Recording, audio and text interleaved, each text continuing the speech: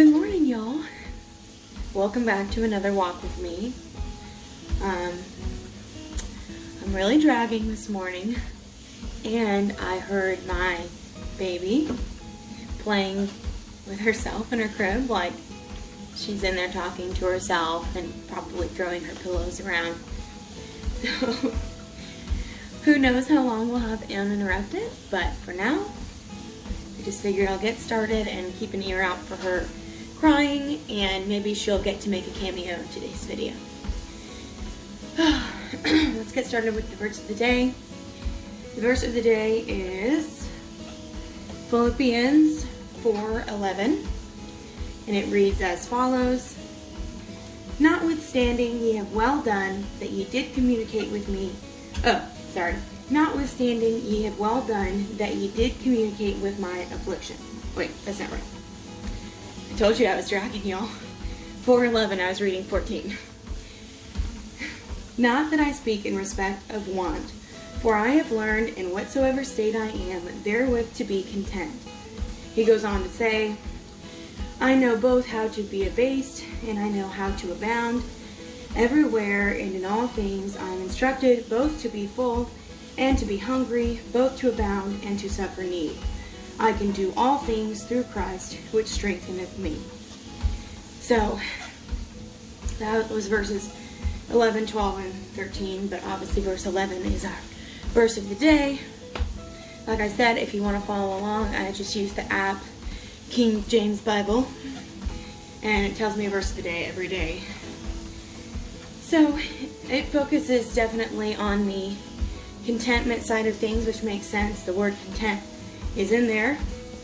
It says, he's saying he's learned in any state to be content. It's a good thing to know. And, I'm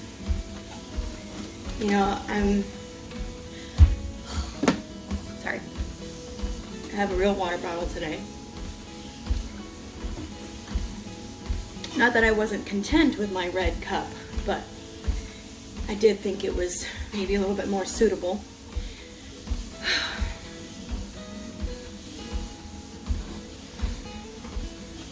Contentment is good.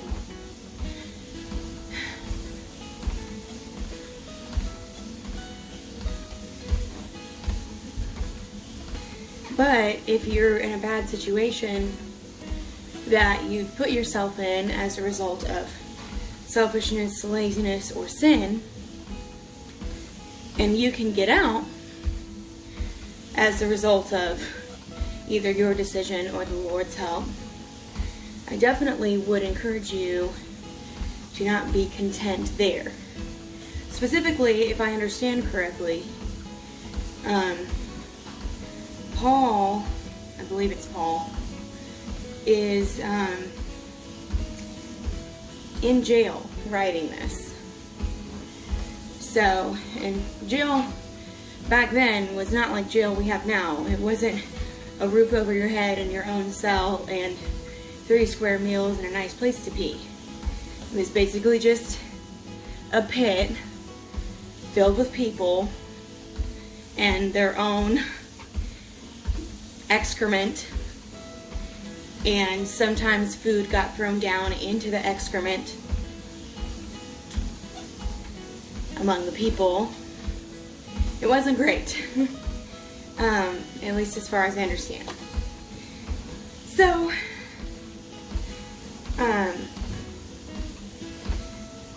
when he says, I can do all things through Christ which strengtheneth me, and he's making these comparisons of being abased and abound and in need.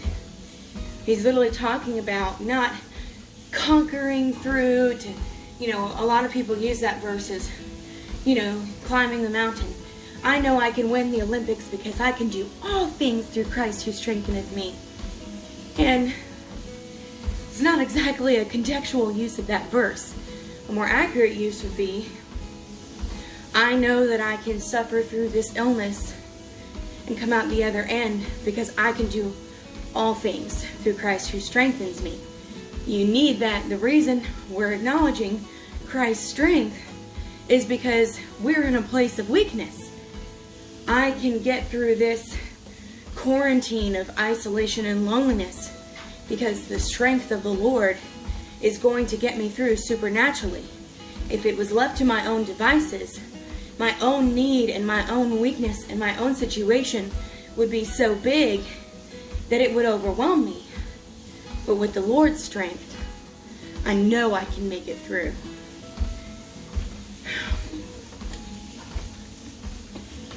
And I definitely have experienced that.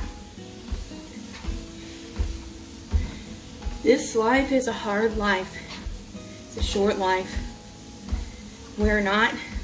This is not our home. Our goal here isn't to find happiness.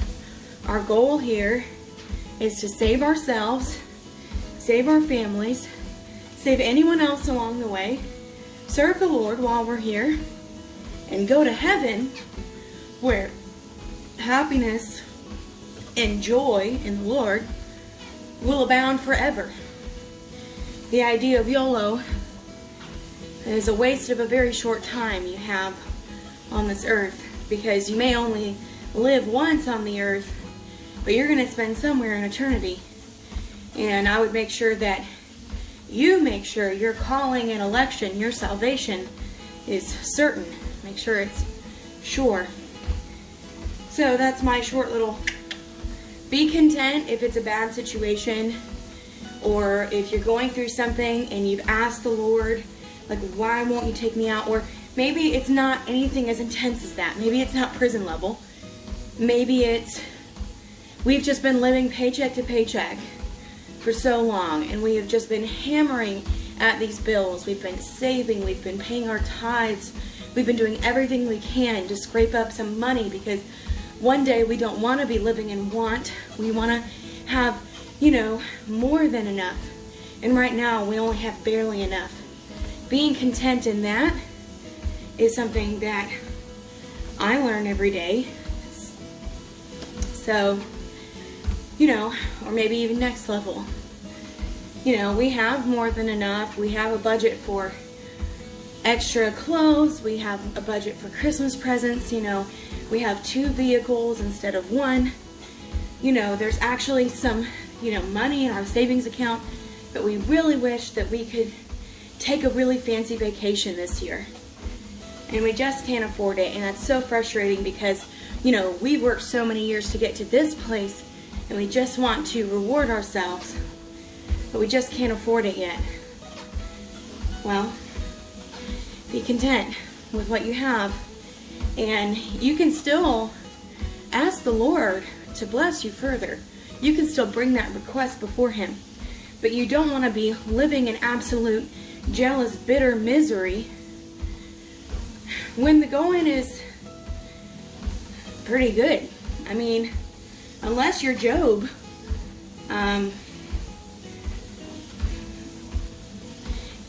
if you're living in the U.S., as far as financially, your situation is probably not that bad in comparison to the rest of the world. Okay, put that in perspective. I'm not saying homelessness isn't important. I'm not saying suffering isn't important. I'm not saying any of that. I am saying that the U.S. is one of the wealthiest countries in the world, and even our homeless population has access to so many resources of food, clothing, and shelter. And even the poorest of our poor is not nearly as poor as, say, a third world country's poor. Here, if you're poor, you're not going to starve. You're going to get on food stamps. Anyone can, practically anyone. Anyways, I don't want to make a lot of blanket statements. I don't want people coming for me. I'm tired, okay? Don't come for me.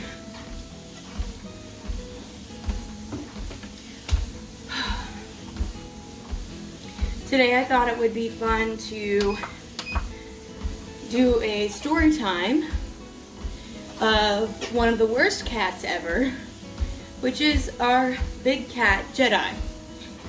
Now, I'm just going to run through the highlights of all the worst things that Jedi has ever done. Now, Unlike most evil cats that you hear of, Jedi isn't evil in the sense, yes, Jedi like Star Wars. His full name is Jedediah Clayton, but don't worry about that. We call him Jedi. The worst part about him is not that he is like ugly to people, he doesn't like scratch people, whatever. Unless it's an accident, which happens to most cats.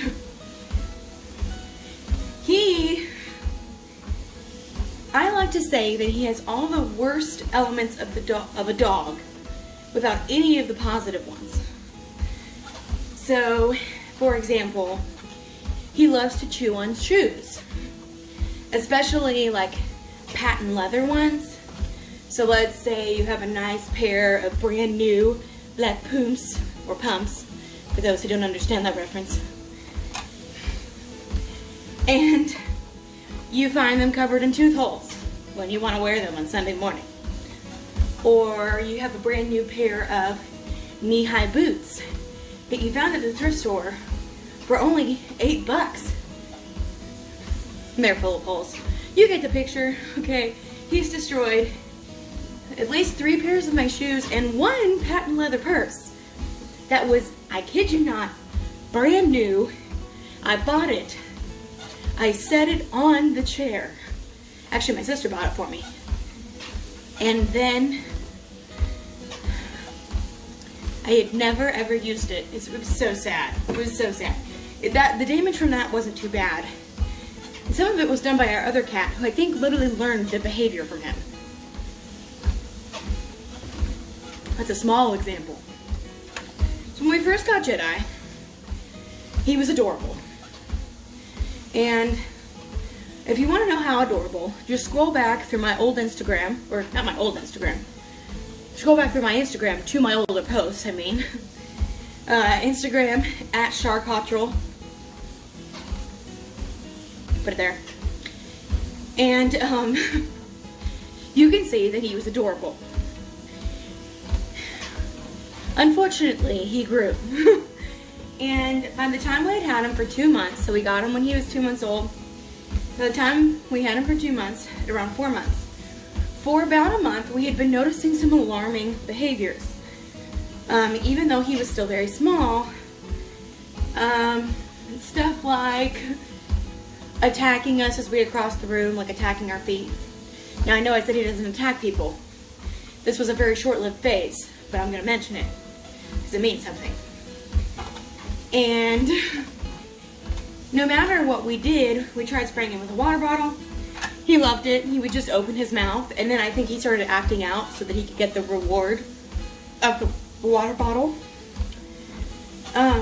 He didn't respond to like positive reinforcement. Like we started each playing with him like a combined 2 hours of the day to try and like get his energy out, you know, because I was reading on the internet. Nothing. No improvement. So we tried several other things. Nothing worked. Till finally the internet was like, you have 2 options. Get rid of the cat or double your problem and get another cat. And I had determined in my heart of hearts, especially because he was an adorable tiny kitten, that of course we were not going to get rid of him. We were responsible adults, and we had gotten this pet, and we were going to take care of it for its life, dadgummit. And so we started looking into getting another pet. It all seemed very complicated. This time we were going to adopt from the shelter. We couldn't afford to buy another pet, which Lord knows we'll basically never buy another pet from a pet store for both moral and financial reasons. So we went to the shelter, and there were kind of conflicting opinions on the internet that acknowledged that they were conflicting. Some of them said, for an unruly boy cat, you want to get an older, semi-grumpy female cat that will basically whip him into shape. She will teach him how to act, she'll swat at him, and tell him what's what. Okay. Or, which they were like, this could work, this could not work. Or you can get a cat that's the same age and gender. So they have plenty of energy to fight it out with each other, and they grow up together. And both of these put the disclaimer, by the way, these cats could hate each other and want to kill each other all the time. It wasn't very encouraging. Nonetheless, we, one day when I had some spare time in between classes, I realized that there was a animal shelter like 15 minutes away from me. So I went ahead and drove there just to see. And they had tons of cats there. And they were having a clear the shelter day where they waived all of their fees, which normally it was only like $60 anyway to get a spayed or neutered cat that was mostly up to date on their like shots and worms and stuff. So, you know, that was a great deal regardless. But when they said it was a clear the shelter day, I was like, well, I'm gonna help you clear the shelter. So I went in and looked at all their cats, and there was a cute little kitten. I was torn between this kitten and the one we ended up getting. The kitten reminded me a lot of Jedi in that it was the cutest thing I'd ever seen, and it had tons of energy. And it was significantly younger than Jedi, who was already fairly big for his age. So I passed up the cuteness because I was like, first of all, I don't want a repeat of Jedi. And second of all, I'm pretty sure Jedi will just bully this thing mercilessly. So I got instead Clay, who was the same age as Jedi, and although he was significantly smaller, and he in the shelter was very chill. He was very calm, the complete opposite of Jedi. And at first I was worried that they wouldn't even play together because Clay was so chill that he might just like flop over like a dead sloth every time Jedi tried to play with him, because I mean he was very floppy.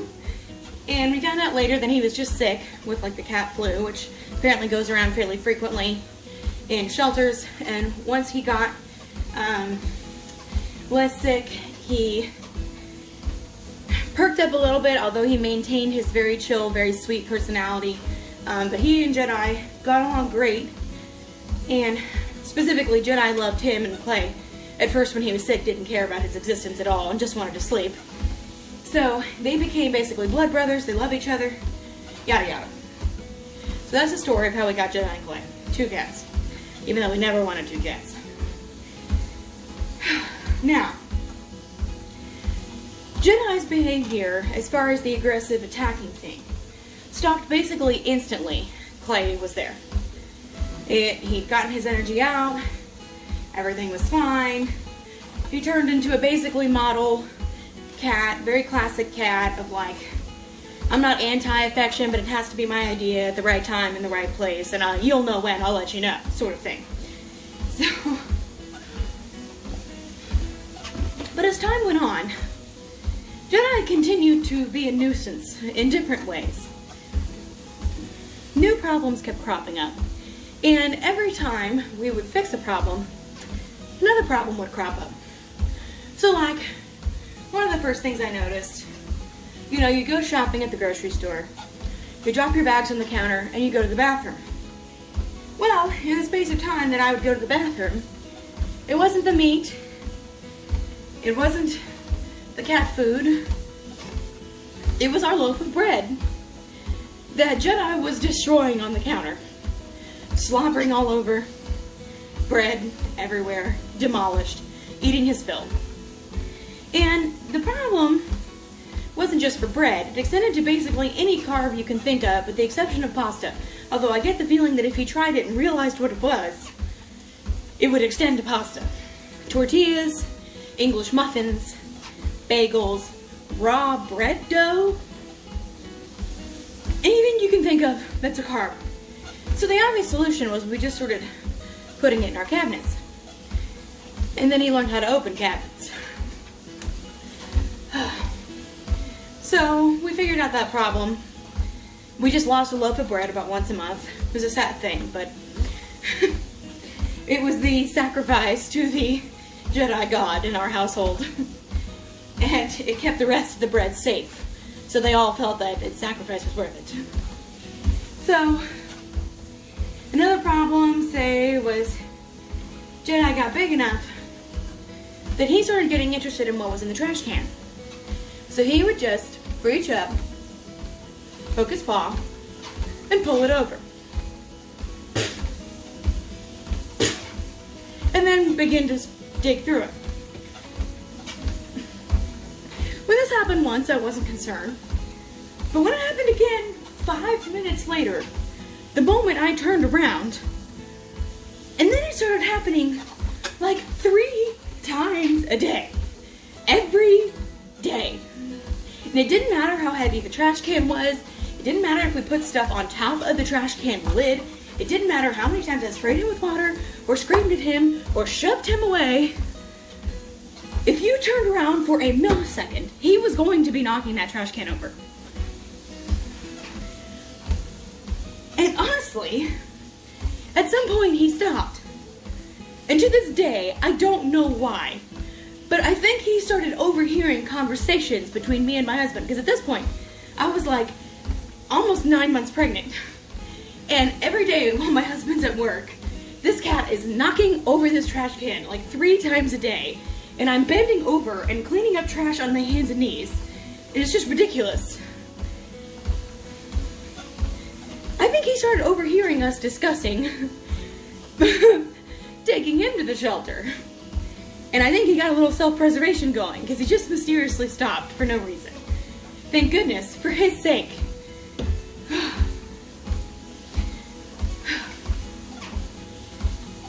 Yeah, Jedi man. Then there was the time he decided he had to figure out everything that was on the counters, which I've never figured out how to get my cats off the tables or the counters. Now, I kept the battle going for like 2 years about counters, and they both only jump up there like twice a day and are summarily shoved off. And who knows how many times when we're not down there. But ultimately, they know that at least when we're there, they're not supposed to be on the counters. The table, I've given up. Like, we just lock them up at our meal times so that they can't bother us. So,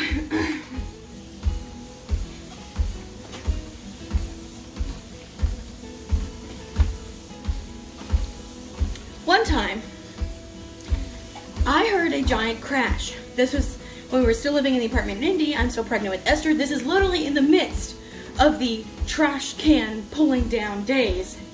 And this was the day that I first started discussing getting rid of Jedi. Because I heard a giant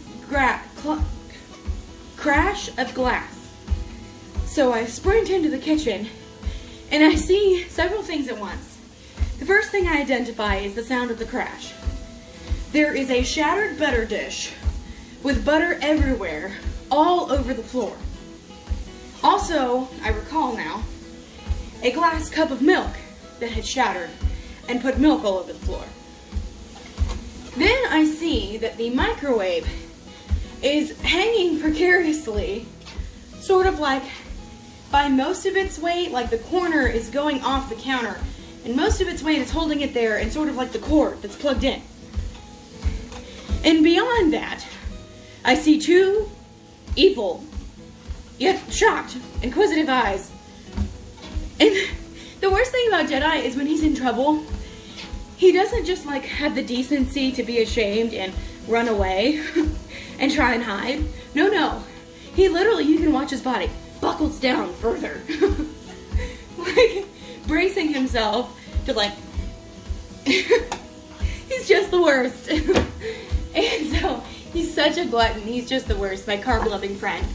And so, like, even getting him from out behind, what happened, in case my description is not good, is that the butter dish was on top of the microwave, and the cup of milk was in front of the microwave, and Jedi wedged himself behind it, and was attempting to push the entire microwave off the counter, and would have been successful had the butter dish not slid off the top and crashed first, and the cup of milk had been pushed off the edge of the counter and crashed first, thus alerting me, his jailer, that he was about to destroy our microwave. So trying to get him out from behind that microwave, and he's without knocking the microwave over, while navigating all of the broken glass in my bare feet. That was the day I called Matt. I sent him pictures of everything. The knocked down trash can, which I discovered upon my entry to the kitchen. And I called Matt. And I just was like, I think it's time. I can't deal with this when I have a newborn. And that behavior sort of kind of stopped. Jedi's pretty smart. I think he could sense that the tides were turning against him. There are so many other stories. There was the time we left him with a cat sitter. And we left him with one of those like gravity feeders, you know. You can put like a whole bag of like a 2-pound food in there. And we figured for a week, for 2 kittens, you know, that 2-pound bag, or, you know, this size bag, in that gravity feeder would be fine. And then, plus that dry kibble that they have to snack on all day, we had a cat sitter who was coming, checking on them, petting them, and giving them a can of wet food every day each. So they were eating like kings. Because that was the only dry food that they normally got. We normally fed them exclusively wet food at the time. And so, on day 2 of us being gone, the cat sitter calls us and it's like, hey, where can I find more food? And I was like, I thought she was talking about the cans, like she forgot where we showed her. And I was like, oh, they're under the sink. She's like, no, more dry food. And I was like, I don't think, like, we have any more. I thought maybe she was just trying to top up the feeder or whatever. She was like, oh, well, the feeder's empty. And I was like, what do you mean it's empty on day 2 of 2 very small, like, they're 4 months old, so they were small cats. And an entire bag. She's like, well, when I came yesterday, it was empty. So I filled it up with the rest of the 2-pound bag. And Jedi just sat there and ate it. Which, she was a nice cat sitter. We used her several times, but I kind of wanted to question, like, her sanity. If the cats are eating that much food, like, that's not good for them. That cat barely weighs 2 pounds himself. He shouldn't be eating 2 pounds of food. And it wasn't that Clay was getting some. She was very clear that it was Jedi. Like, as soon as she poured it in there. She's like, he went over there and started eating it. Like, till it was empty. He's just, and that is the story of how Jedi stretched out his gut so much that even when we put him on a diet when we got back, and he's grown into a full adult cat, he still has smooth belly, distinct pouch of where he stretched out his stomach by eating 2 pounds of food in the course of 2 days. Not to mention whatever wet food he was eating. I have no idea. And there was no cat vomit. I mean, he kept all of it down. I still was kind of mad at that cat sitter because we'd kept them on a fairly strict diet. And I was like, what were you thinking? You should have told me the first day, like, hey, he ate all this food. What should I do? I would have just had them just go to 1 can of food. Anyway. Perspective's 2020, but he's such a glutton. There are many, many other stories. But, long story short, is that Jedi, like my vet promised, having turned 2 years old, chilled out a lot. Then he spent some time with Clay in the basement of my sister and brother-in-law while we lived there. Then, when that place became, we didn't want them down there anymore, none of us did. We put them outside very temporarily. We thought it was going to be longer, but actually we got this apartment like way sooner than we thought. So now they're back inside. And he is basically a model cat. Other than the occasional jumping up on the counter, he doesn't do anything like that anymore. Although, I mean, you can't leave your carbs out. He'll still get them. You gotta put them in the cabinet. But he doesn't actively seek out trouble anymore. So we love Jedi now. Jedi and Clay as a whole, super fun, great cats. And now it's a great conversation starter. I sit there and talk about my cats when guests are over, extensively. And now, if you come over after watching this video, you don't ever have to hear this story. So, you're welcome. I just saved you some time. Alright, I've hit my 30 minutes. My story is over. Fairly certain Esther has either gone back to sleep or she's still in there playing, in which case I might as well just get her up. So what did we learn today? We learned that Jedi is a nut, but with cats, if you can wait long enough, sometimes they will become normal. So I'm really glad that we didn't rehome him. We love him now. What else did we learn? We learned to hide your carbs. Yeah. So anyway, thank you so much for watching. Thank you for tuning in to this story time / walk with me. I hope you get done whatever you are procrastinating today and just get started. You don't have to finish it today. Just chip a little bit off of the work that you have to do. Again, as always, I'm always preaching to myself here. If you have any thoughts about anything in this video, if you have any funny, goofy cat stories, please feel free to share them in the comments below. It's one of my favorite things to hear about because cats are just such funny creatures and they're fun. They're fun things. So I hope you enjoyed this video and I hope you enjoy the rest of your day. Feel free to like, subscribe, share, comment, whatever. All of it helps my engagement and I really appreciate all of it. I hope you have a great day. Bye guys.